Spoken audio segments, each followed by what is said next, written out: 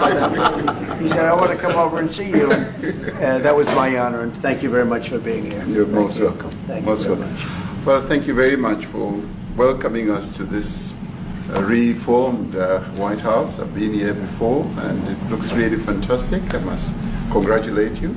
Thank you. But I also thank you for allowing our delegation. This is a very mixed delegation that you've got. We've got people from government, my ministers. I've got someone from the trade union movement who we really collaborate with, and from business as well, and our sporting legends. When I spoke to you, you said, yes, come along and bring Gary Player, bring any else, and Retief Hoosen. I've brought the two of them. Gary Player, I spoke to him, and he said, look, I'm getting rather on in my years, but wishes us luck in this discussion with you. So it's a real joy, and I'd also like to thank you for allowing your people to start discussions with us at the trade level. I mean, we are essentially here to reset the relationship between the United States and South Africa. We are long-standing partners in many, many ways. We've collaborated in many fields, in space issues, in energy, and in trade, and we therefore need to reset that, particularly in the light of some of the announcements that you made on trade and investment. Right. So we want to advance more trade between the two of us, two countries, and our people now have been empowered by yourself and by myself to start engaging, and we hope that we will be able to fuel that engagement during our talks. And we also want to discuss issues that have to do with how we promote further investments in both countries. We've got about 22 companies from South Africa that have invested in the US, thus creating a number of jobs.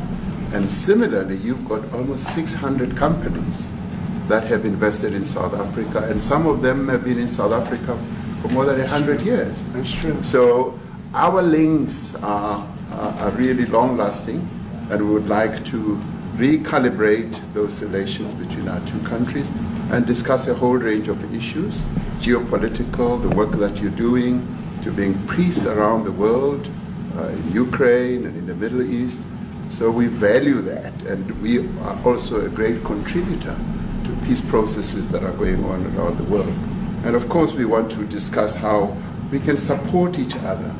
You are a much bigger economy than we are. We're just a tiny economy, but we rely on each other on a number of issues. We've got critical minerals that you want to fuel the growth of your own economy and reindustrialize. So we have that on offer, including rare earth minerals. So all that combination of opportunity and the products that we buy from you, as well as what we sell to you, I believe makes up a really good and powerful relationship, which we need to strengthen, which we need to engender, and that is really what has brought us here. And we are really privileged to have, great South Africans in the mix. As you said, you'd like to see them as well. And I brought you a really fantastic golf book. Weighs 14 kilograms. Oh, that sounds good. And it showcases the golf courses in our country. Johan Rupert wrote preface, so did Annie else.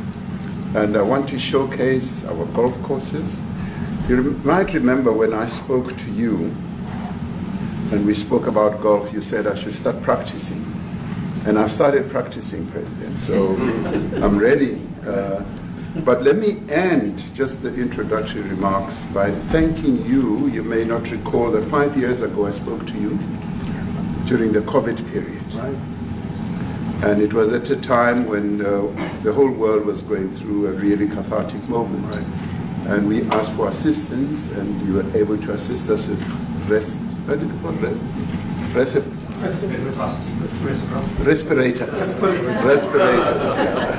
respirators, and you kept to your word, and you delivered respirators to us. We didn't have as many in our country, and it really helped to help us deal with COVID. So I'm here also to say thank you and to thank the people of America for having helped us during a really difficult time. Being the small economy that we are, we needed help from around the world.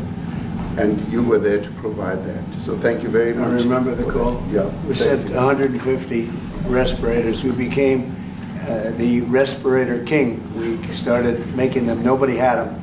We had very few of them. That's right. But they were very helpful. But we sent 150, and I appreciated the letter. You wrote me a letter. That's right. Yeah. Thank you. Yeah. I appreciate that very much. Thank you very much for that. It really touched my heart after I spoke to you and you delivered. So, Great honor. Thank you very much. Thank you. Yeah. Any questions, please? Mr. President, we welcome white Afrikaner refugees here. Can you explain to Americans why it's appropriate to welcome white Afrikaners here when other refugees like Afghans, Venezuelans, Haitians have all had their protected status revoked? Well, this is a group, NBC, that is truly fake news. They ask a lot of questions in a very pointed way. They're not questions, they're statements. We've had tremendous complaints about Africa, about other countries too, from people. They say there's a lot of bad things going on in Africa, and that's what we're going to be discussing today. When you say we don't take others, all you have to do is take a look at the southern border. We let 21 million people come through our border, totally unchecked, totally unvetted. They came from all over the world. In many cases, they're criminals. They come from prisons. They come from mental institutions. They come from street gangs. They're drug dealers. So don't say that we didn't take them. We take them. We're trying to get them out as fast as we can. And we're doing record business on that. And we just won a big case where we're allowed to send back hundreds of criminals to Venezuela. Just won that today in the Supreme Court. I'm happy to hear. But we do have a lot of people are very concerned with regard to South Africa, and that's really the purpose of the meeting, and we'll see how that turns out. But we have many people that feel they're being persecuted, and they're coming to the United States. So we take from many locations if we feel there's persecution or genocide going on. And we had a lot of people. I must tell you, Mr. President, we have had a tremendous number of people, especially since they've seen this. Generally, they're white farmers, and they're fleeing South Africa, and it's a very sad thing to see. But I hope we can have an explanation of that, because I know you don't want that. It's a kind of a different meeting. Normally we have meetings, we talk about trade, and we'll be talking about trade and other things. But that certainly will be a subject that comes up. Yeah. Yes, please. Brian? Thank you very much. I'd like to get your thoughts on Letitia James. Director Polte, according to him, Letitia James says that the alleged mortgage fraud was simply a mistake. I want to get your thoughts on that. She put down that her father was her husband in order, and this is very similar to, I guess, the false attacks they had on him. Well, I don't know what it is currently, but Letitia James, who's the Attorney General of New York State, it seemed, I'm not involved in that at all. I know it's being handled by various groups, I guess, but it's major fraud, mortgage documents, and fraudulent everything. Yeah, I think she said the father was her husband, which she had to have a husband, so she chose her father, and she put it down, and she had didn't she sign in Virginia, yet she said she lived in Virginia, yet she's the New York State Attorney General, and she did that for tax reasons, so she could take advantage of taxes. And she had the wrong number of units. She had a much different number, which wouldn't have allowed her to qualify and scam the government. So I don't know. I think she's very bad for New York, but I really don't know too much about it, but I appreciate the question. Yes, thank you very much. Yes. Mr. President, for you to be convinced that there's no genocide. Please. Thank you, Mr. President. So May 25th will be the celebration of Africa Day, which pretty much a lot of celebration will be taking place around the world, including here in the United States. What is your message to the entire African continent, African people, in this important occasion? Well, I want to see peace, and I want to see happiness. I want to see health, and you have incredible land. There's tremendous value. A lot of countries don't have that value in the land, the value you have. We have a situation, I think you probably heard about it. We've done, through some very talented people, helped settle a war that's been raging for years, Rwanda and the Congo. And I think we've done it. Believe it or not, I think we've done it. And could you just say a few words about that, my friend? Yes. A couple of weeks ago, we signed, the two parties signed a declaration of principle in which they agreed on the way forward. And they have both submitted draft peace agreements. And we have put together one that incorporates both of their suggestions. And we've given it to them. So we're in the process of finalizing Looking this. good, right? Looking very good. No, we have to thank you for even those efforts, because the African continent, particularly SADC, our Southern African Development Community, has for years been seeking to foster peace in the Democratic Republic of the Congo. So all efforts, including those from outside the continent and inside the continent, are really worthwhile. We are removing our troops from there so that peace can then prevail in that whole area. And we hope that with the support of the international community, we will really have peace in that area. It's so vital, it's so important for the whole region. Well, we sent our people there, and I think we did a very good job, as headed by my friend. And that was great. That was great. I mean, I'm just hearing phenomenal reports, because all I'm hearing is death, and they're chopping heads off, and it's horrible over there. And it was really brave of you to go there, and I really appreciate it. And it looks like we have something very, very substantial. We also talked about trade with them in terms of rare earth and all, but really more for the. It's like. If you take a look at what we just did with Pakistan and India, we settled that whole thing, and I think I settled it through trade. We're doing a big deal with India, we're doing a big deal with Pakistan, and I said, what are you guys doing? You know, somebody had to be the last one to shoot, but the shooting was getting worse and worse, bigger and bigger, deeper and deeper into the countries, and we spoke to them, and I think I hate to say we got it settled, and then 2 days later, something happens, and they say it's Trump's fault. But Pakistan has got some excellent people and some really good, great leader. And India is my friend, Modi. And he's a mutual friend. Yeah, he's a great guy. And I called them both, and we just did something good. We're trying to settle Russia, Ukraine. We spoke with President Putin for 2.5 hours the day before yesterday. I think we made a lot of progress, but that's a bloodbath. 5,000 people are being killed a week, 5,000 soldiers a week, not including people in cities and towns that are also being killed. So we're trying to help. And it doesn't affect us. It's not our people, it's not our soldiers, it's Ukraine and it's Russia, but if we can save 5,000 souls, we'll do it. We're pretty good at it. But that's a bad situation. That is a really bad situation. Well, you'll recall when President Zelensky was coming to South Africa, that's when I spoke to you. That's right. We both agreed that we need to push the peace message so that there can really be peace.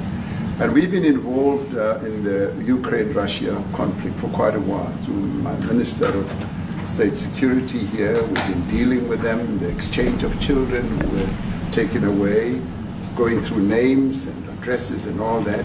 So we've been invested in that whole process as well. And the moves that you're making are fully supported by us, because we would like to see the end of that war. It's true. I called Zelensky, and they said, he's in South Africa. I said, what the hell is he doing in South Africa? He was talking to us. We got this game. That's a strange one. I said, what are you doing in South Africa? Yes. That's a strange one. He's trying to make peace. We're taking him. We were lucky because we had the great Nelson Mandela, who taught us how to create peace, to make peace. So we were imparting some of those lessons to him, some of those learnings. And I specifically mentioned to him that this is how Nelson Mandela taught us, that when you want to have a peace in a country, do it on an unconditional basis and sit down and talk. And that's precisely what I'm sure he's going to heed. Well, we're going to see what happens with that one. It's there's a lot of hatred. Yeah. There's a lot of death. It's a bloodbath. It is. It is. I get the Unfortunately. I get the satellite pictures of that field, of that killing field. You never saw anything like it in your life. It's horrible. It's a horrible thing that goes on, but I think we've made big progress. South Africa. Yeah, please go ahead. Thank you, Mr. President. No, not you. Right here. He's from South Africa. Go ahead, please. What are you expecting on the ICJ case? Are you expecting South Africa to drop that? Is that what you're trying to do? On which case? The ICJ The International case is Criminal Justice. International Criminal Court.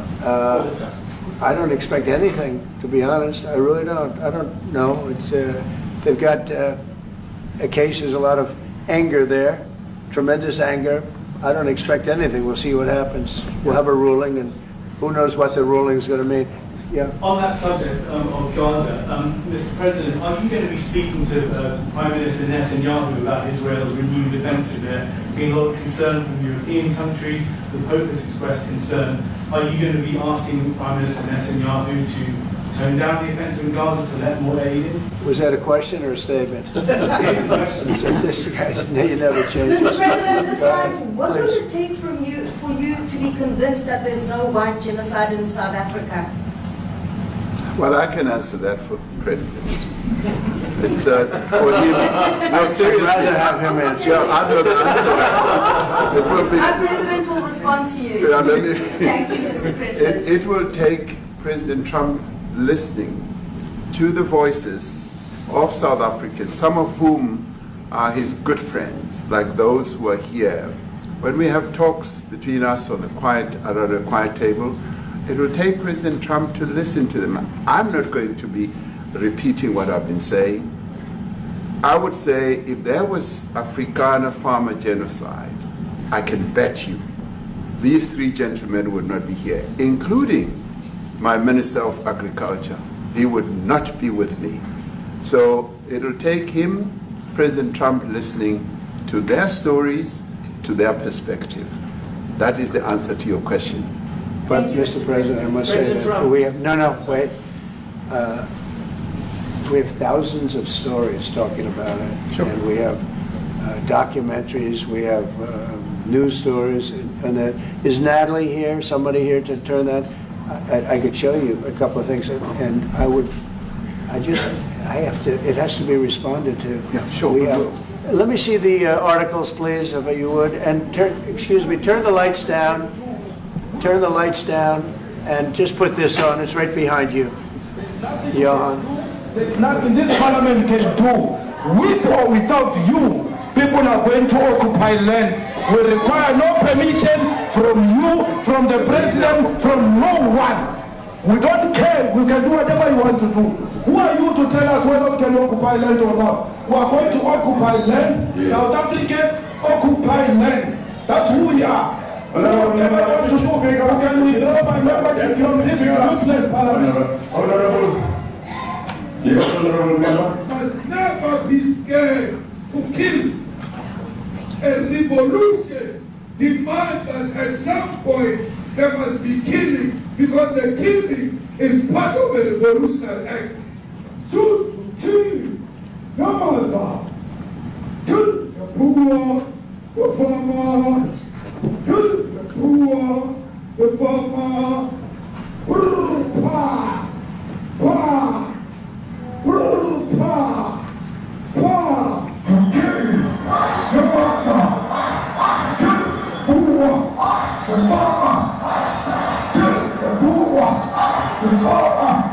The mayor of DA in PE is a white man.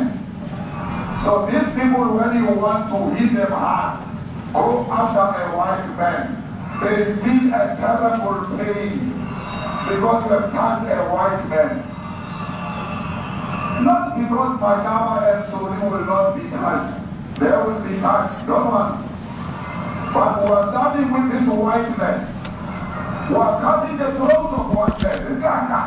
Shoot to kill, Yamaza, kill the brewer, the farmer, kill the brewer, the farmer.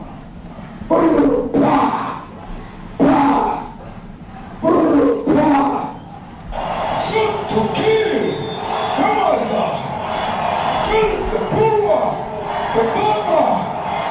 Kill the poor, the farmer.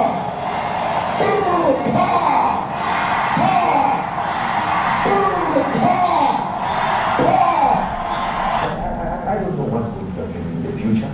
I'm saying to you, was not called for the killing of white people, at least for now. I can't guarantee the future. Yeah, but I mean, you understand somebody watching that, especially as it gets shared on Twitter, they freak out. It sounds like a genocidal. I can't take it.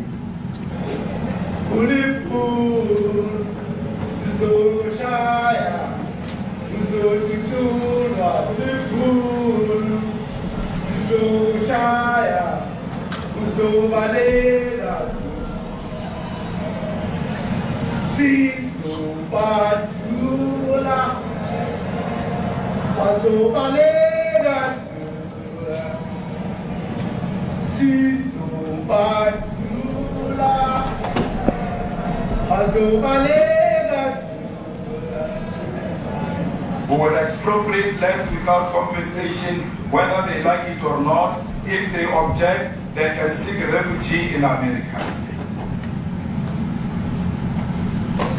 Now this is very bad. These are burial sites right here.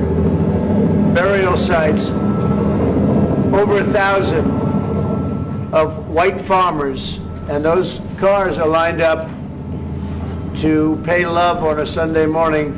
Each one of those white things you see is a cross, and there's approximately 1,000 of them. They're all white farmers, the family of white farmers. And those cars aren't driving, they're stopped there to pay respects to their family member who was killed. And it's a terrible sight. I've never seen anything like it. Both sides of the road you have crosses.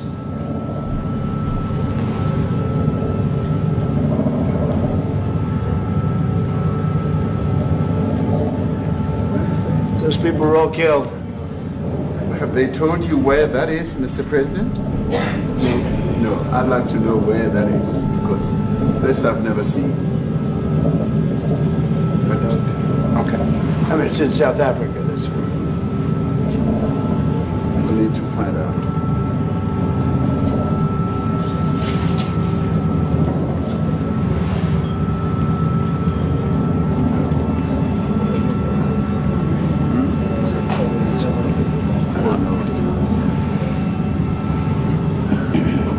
Those people.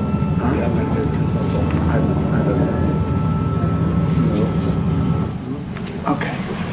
Mr. President, the Pentagon announced that it would be accepting a Qatari jet to be used as Air Force One. What are you talking about? What are you talking about? Respond. You know, you to get out of here. What does this have to do with the Qatari jet?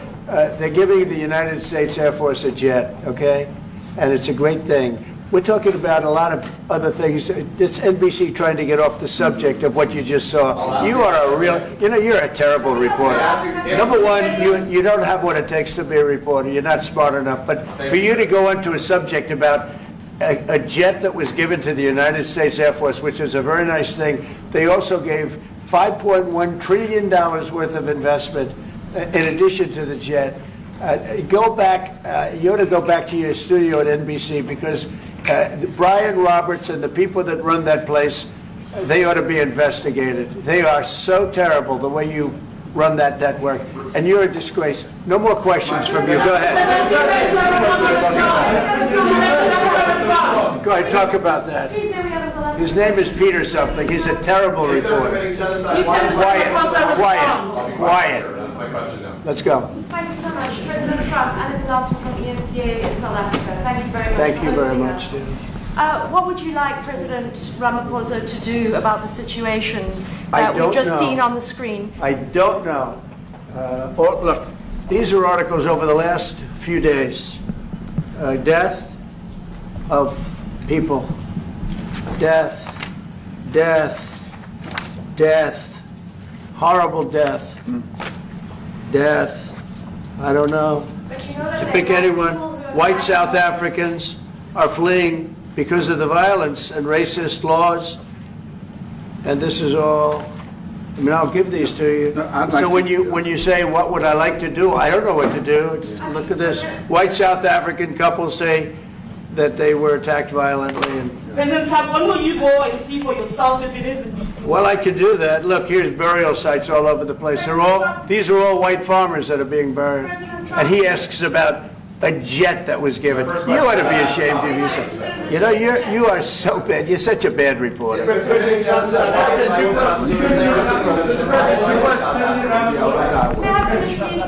Mr. President This Trump, is one after another. This family was wiped out. I'm just looking. Can we get a report from President Ramaphosa, What's your please? reaction to those videos, Mr. President? President Yes, I Trump, want would to you- react. Well, I think the videos are so. No. When you look at the videos, I mean, how does it get worse? And these are people that are officials, and they're saying that kill the white farmer and take their land. That's what. Please allow Ramaphosa And I have to other respond. friends in South Africa. I have people that left. One in particular that says you can't go there. He said they want to take your land. They take your land and they kill you. It's okay, and they say it's okay to do. Now we're going to talk about it. We're going to. But this is a tremendous. Look, this is a story recent. These are all people that recently got killed. Yeah. And I don't know how it can get any worse. These are,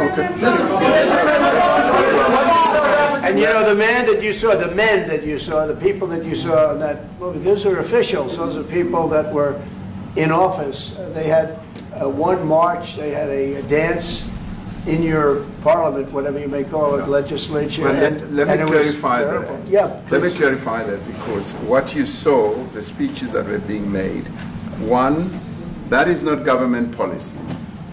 We have a multi-party democracy in South Africa that allows people to express themselves, political parties to adhere to various policies, and in many cases, or in some cases, those policies do not go along with government policy.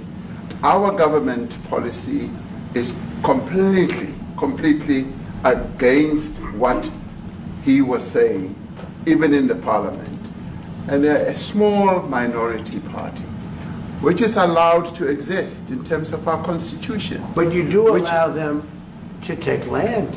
No. You do allow them to take land. Nobody can and then take when land. they take the land, they kill the white farmer. And when they kill the white farmer, nothing happens to them. No, there is Nothing happens to There them. is criminality in our country. People who do get killed, unfortunately through criminal activity, are not only white people. Majority of them are black people. And we have now The been farmers are utilized. black. The farmers are not black. We- I don't now- say that's good or bad, but the farmers are not black. And the people that are being killed in large numbers, and you saw all those grave sites, and those are people that loved ones going, I guess on a Sunday morning, they told me, to pay respect to their loved ones that were killed. Their heads chopped off, they died violently. And, you know, I mean, we're here to talk about it, and I didn't know we'd get involved here. But I will say this, that if the news wasn't fake like NBC, which is fake news totally, one of the worst, ABC, NBC, CBS, horrible. But if they weren't fake news like this jerk that we have here, if we had real reporters, they'd be covering it. But the fake news in this country doesn't talk about that. They don't want to talk about it, but now they have to talk about it.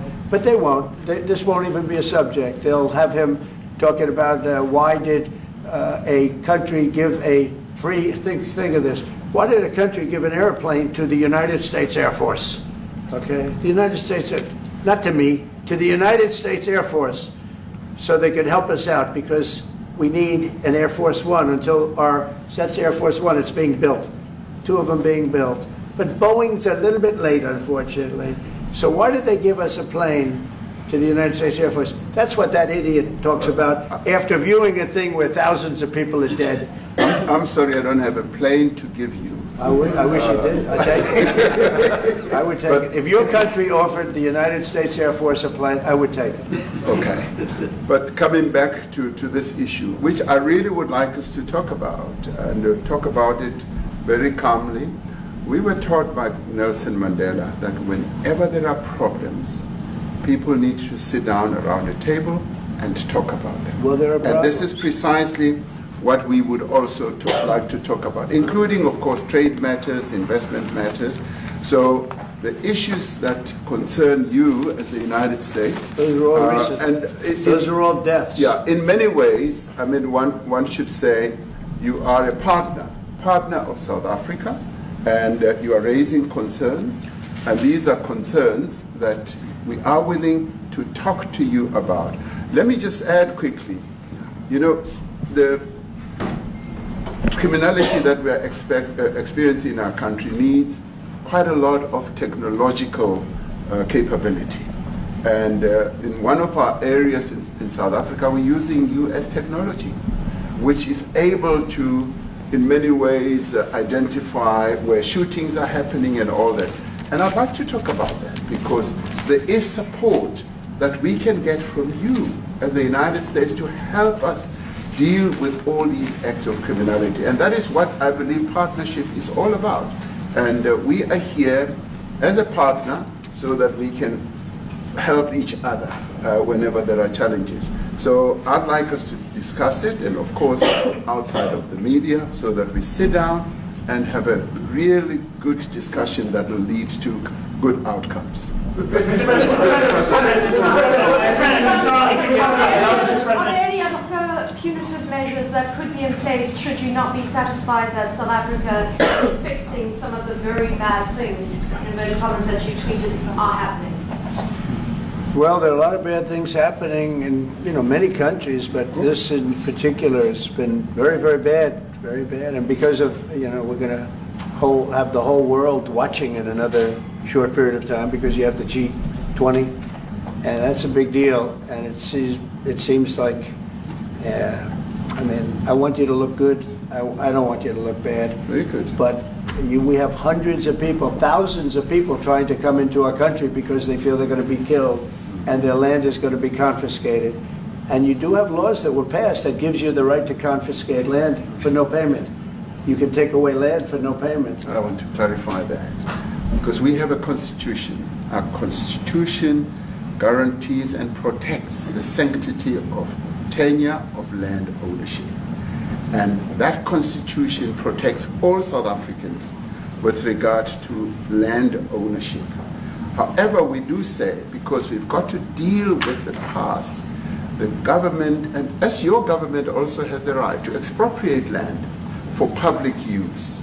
And you're doing that. And we've never really gotten underway with that. And we are going to be doing so. You're taking people's land away we have not. from them. And those people in many cases are being executed. They're being executed. And they happen to be white, and most of them happen to be farmers. Mm-hmm. And that's a tough situation. I don't know how you explain that. How do you explain that?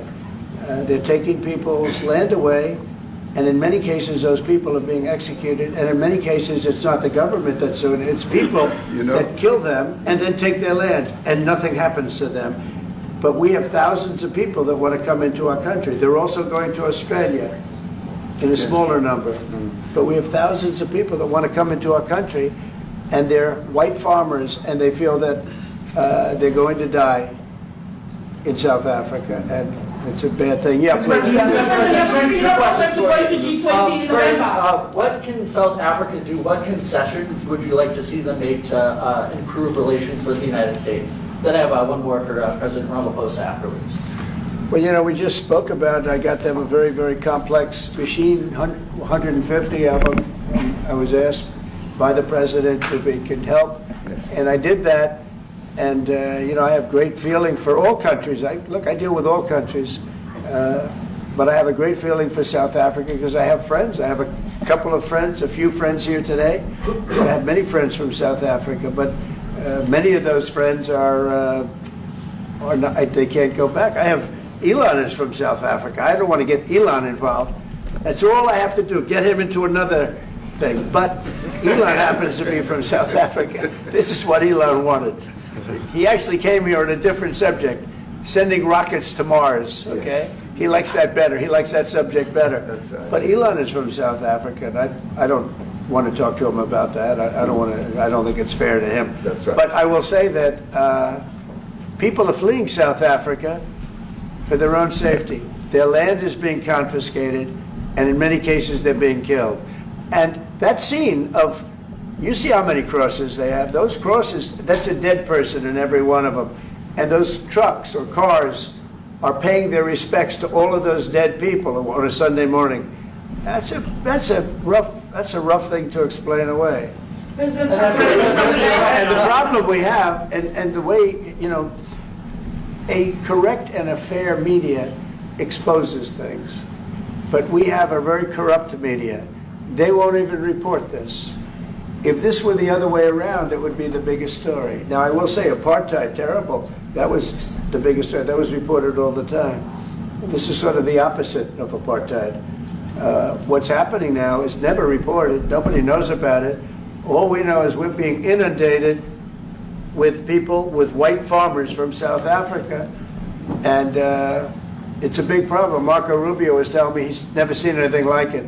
The numbers of people that want to leave South Africa because they feel they're going to be dead very soon. Yes, please. I was going to say, Brian, go. if I could just ask you a question.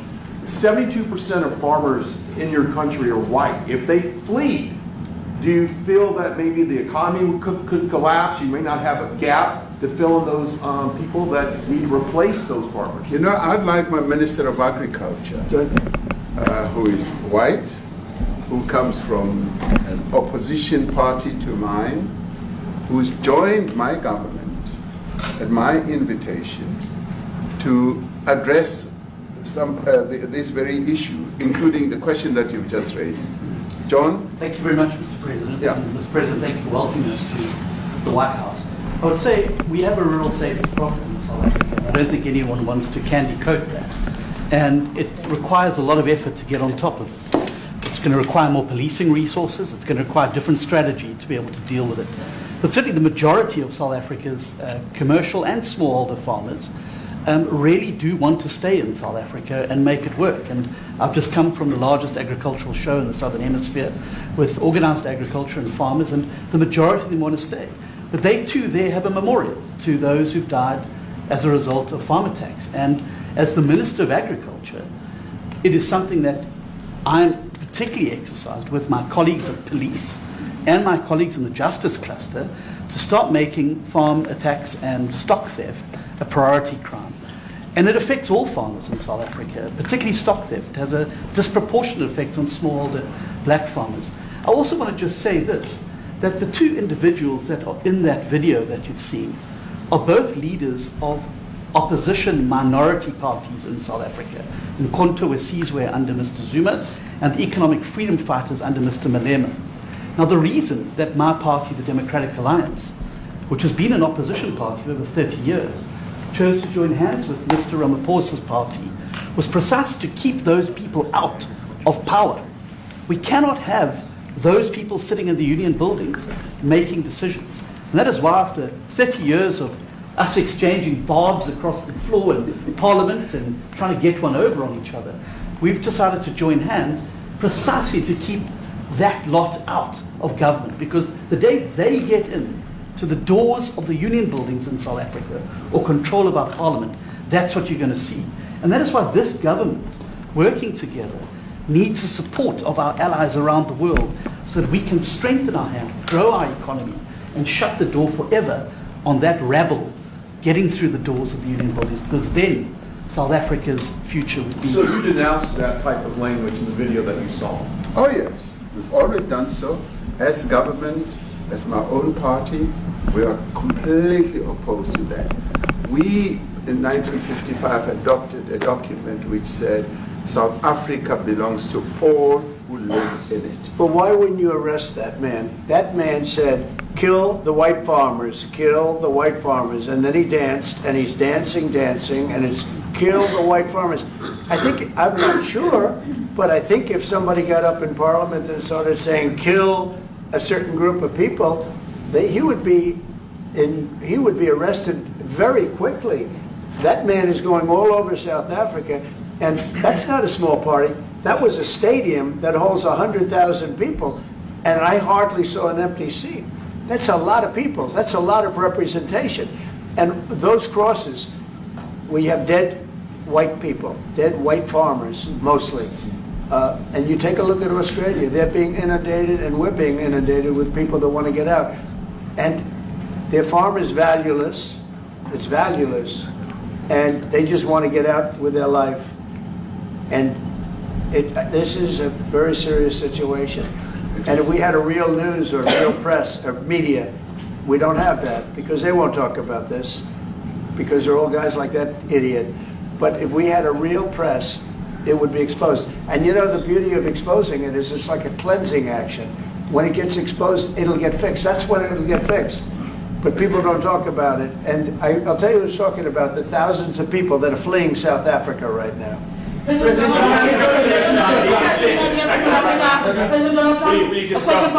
discussed USAID and the devastating impact the cuts are having across the African continent. You know, it's devastating, and hopefully a lot of people are going to start spending a lot of money. And I've talked to other nations. We want them to chip in and spend money too. And we've spent a lot. And it's a tremendous problem going on in many countries. A lot of problems going on. The United States always gets the request for money. Nobody else helps, as you know. Europe doesn't help. Europe hasn't given anything. All they do is sue our companies. You know, they sue Apple, and they sue all of our companies. Apple had to pay $17 billion on a nonsense lawsuit. Very unfair. But we're going to always be there to help. The Sherwood Rice v. South African Broadcasting. If this Afrikaner resettlement issue is resolved, we're going to go into a room after this. You guys are going to talk. If it is resolved, what is the potential for the future-looking relationship between the United States? It's got to be resolved. It should be resolved. It's a little bit bad when you see a stadium with 100,000 people in it, because that means it's more than just a little movement. It's a pretty big movement in South Africa, so it has to be resolved. It'll be the end of the country if it's not. But is there potential for the relationship moving forward? I hope so. That's why I'm here.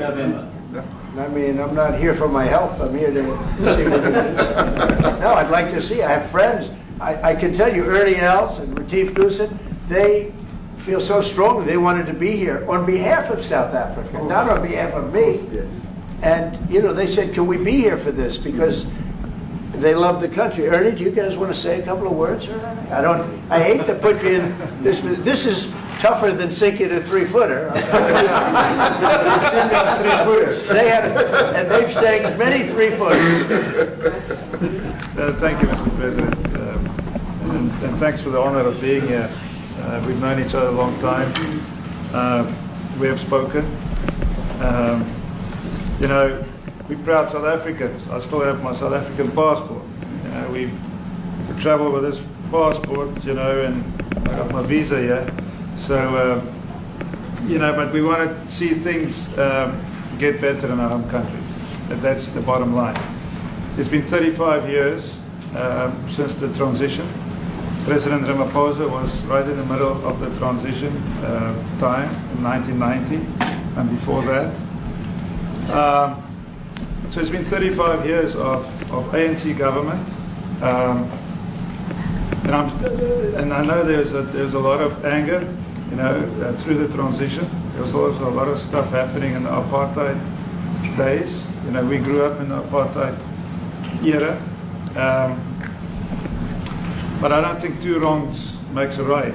You know, President Mandela, when he came out of prison for all that time, didn't come out with hatred, you know, and really unified our nation through sport.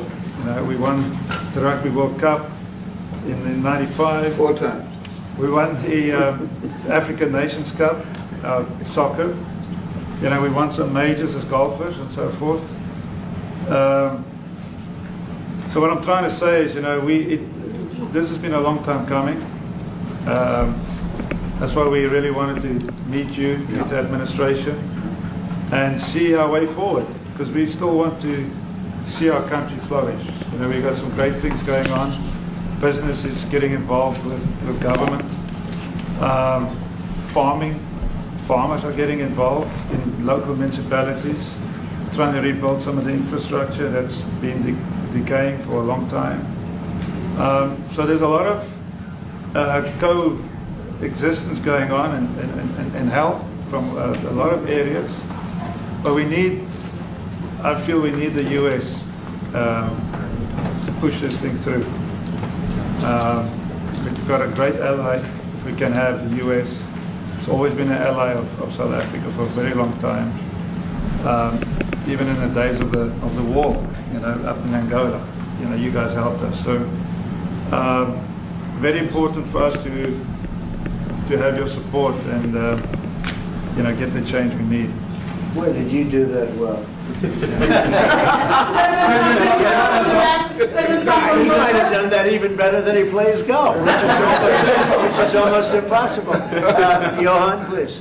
Sorry, Mr. President, if you had to wind all of those places properly, you will see I'm the biggest target of that rabble-rouser. Number one for over 10 years, Mr. Malema. In fact, the first time I met him, he was in the youth league with that gentleman. And look how he's changed. Right. We have too many deaths, but it's across the board. It's not only white farmers, it's across the board. And we need technological help. We need Starlink at every little police station. We need drones. I actually got drones donated for the peace parks to stop elephant and rhino poaching. And his predecessor stopped the importation because he said the United States would spy on us. I mean, US basics, the ridicule. So if you can help us. Remember, sir, you and I lived in New York in the 70s. We never thought New York could be what it became. 2 commissioners, a tough mayor.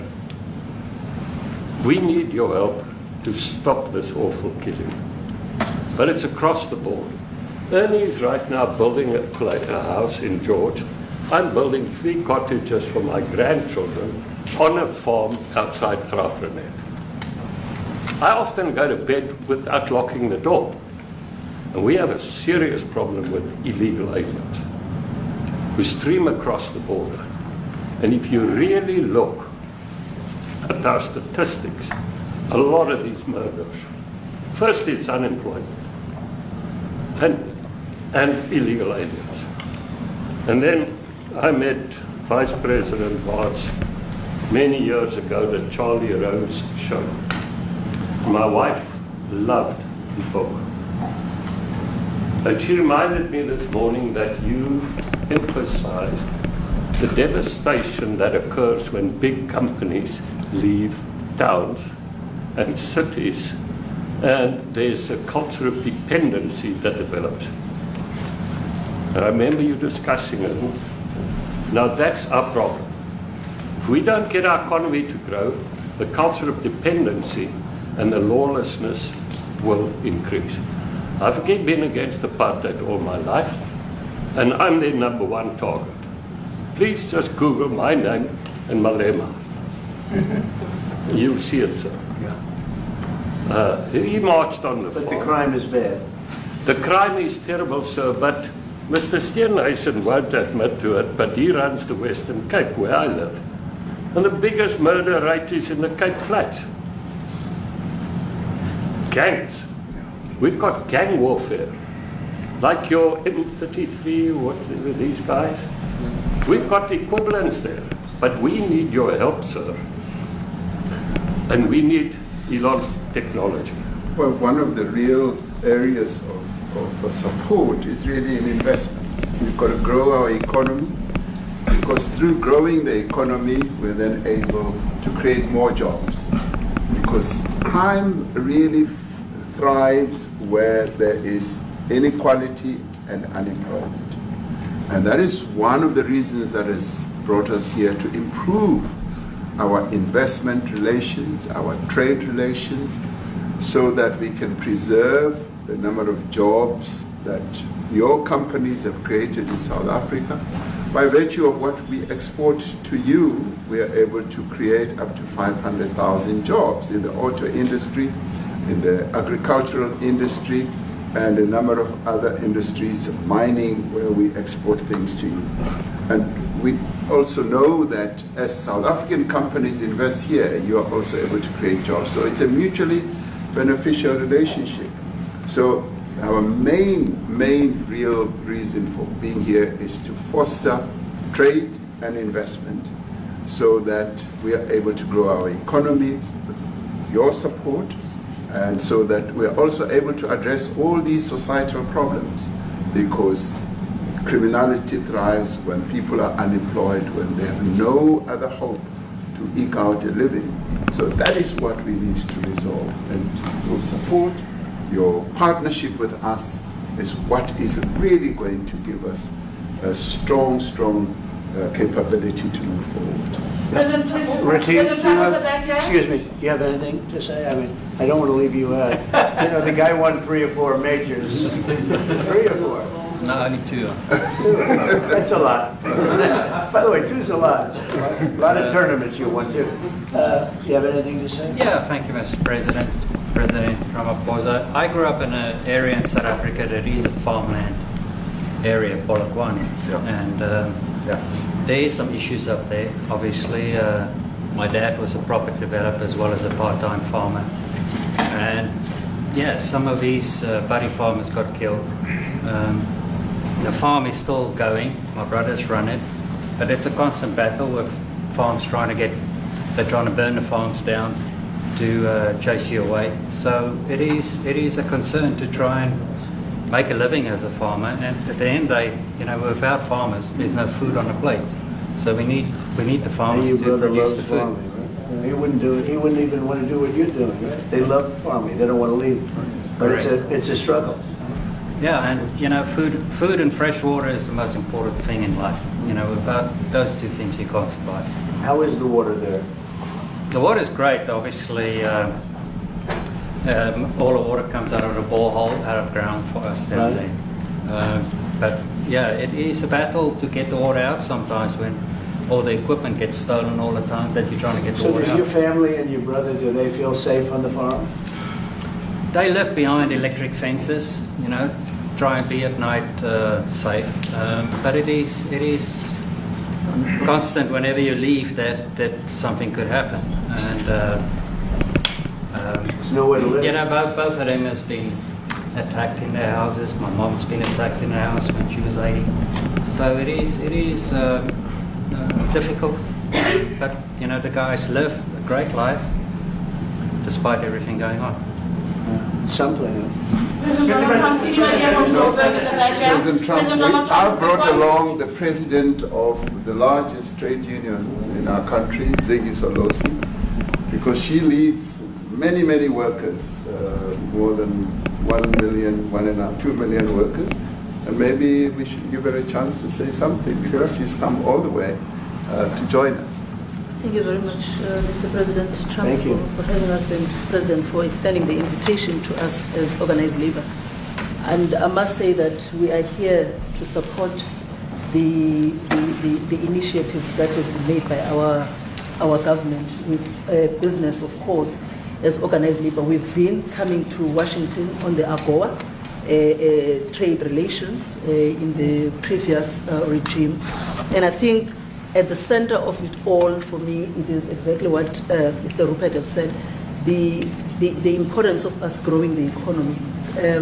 We have always emphasized when we were here and kept on coming and negotiating on AGOA that the 600 US companies that are based in South Africa, as you said, President Ramaphosa, 500,000 jobs will be wiped out. We need more foreign direct investment in our country. We are not just talking about those that will lose employment, but we are talking about over 40% of people that are unemployed, that have no hope of ever finding a job. And we think that, correctly, as they have said, that we need to deal with the issue of porous borders. in our country, so that everyone that comes in is documented. We also need to, and I would have thought that the minister would address the issue of land expropriation and how the policy works in South Africa. Recently, President, as you were preparing to come here on the news, in, I think it was in Natal, there was a handover of farms, and white farmers were saying, we are donating the land, but also there's a willing buyer, willing seller in South Africa. So there is no expropriation without compensation, but it is a willing buyer, willing seller. And that white farmer was even saying, President, that the government is even paying more in buying the land than what the land is worth of. And I think those are the realities, President, that we must say that we need to address, of course, but also the importance of agriculture linked to AGOA. People rely on it, and I think, as Retief have said, for survival and living. But lastly, for me, President, is also the issue of the crime statistics. There is no doubt about it that we are a violent nation, for a number of reasons, and we're not condoning anything. But also, if you go into the rural areas where black majority are, you would see women, elderly, being raped, being killed, being murdered. And these are black elderly women that would be found throat slits, raped multiple times, and all of that. And the problem in South Africa, it is not necessarily about race, but it is about crime.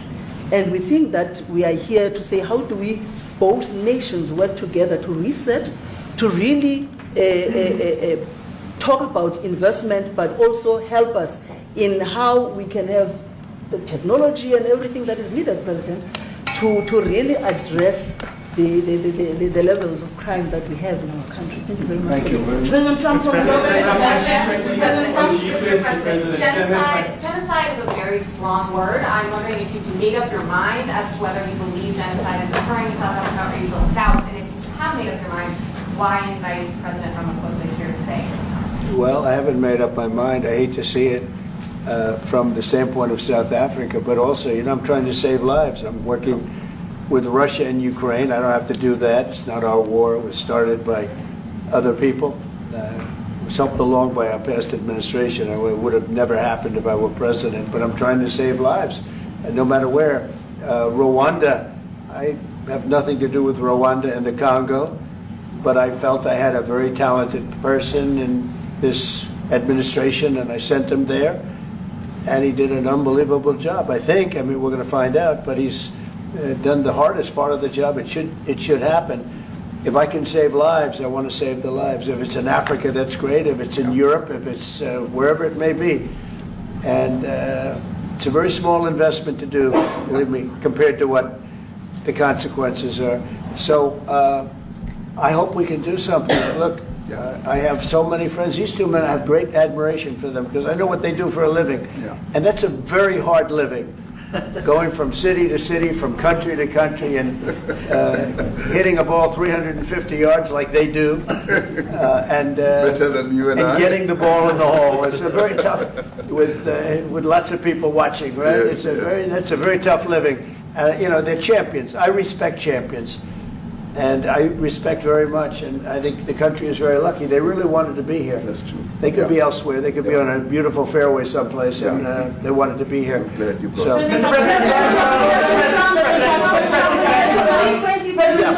My name is Yanda Mobile from Newsroom Africa in South Africa. Good. How important is it for the United States to be at our G20 summit in November, given the relationship between our two countries? You just heard what has been said to you just now. Are you coming, and are you preparing to come? So without the United States, the G20, just like the G7, used to be the G8, but brilliantly they threw Russia out.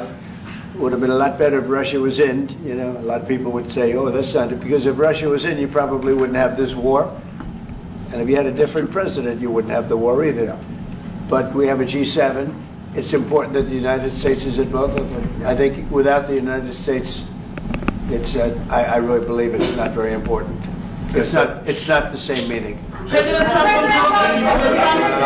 As I said to President Trump, the U.S. really originated the G20. And it's important that the United States continues to play a key role in the G20. And we are privileged to be the president of the G20. But we are even overjoyed that we are going to hand over to the United States, who are the originators.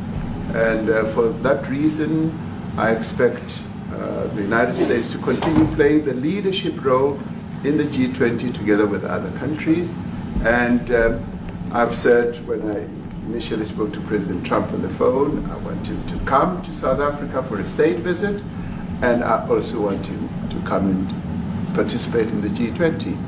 And I want to gladly hand over to President Trump to take the leadership of the G20 forward in November. Thank you very much. Thank you very much. Thank you. What is it going to take to convince you? They don't want to leave. How much do you need? Everybody, please keep moving. Thank you. Keep moving. Thank you. Keep going. Hey guys.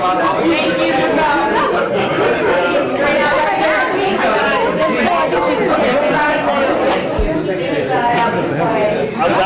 Oh, we didn't bring them in. Oh.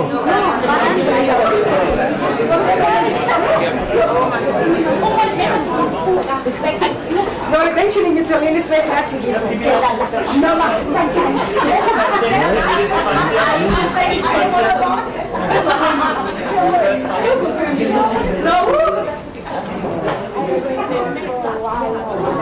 This knees on her. Oh, my knees.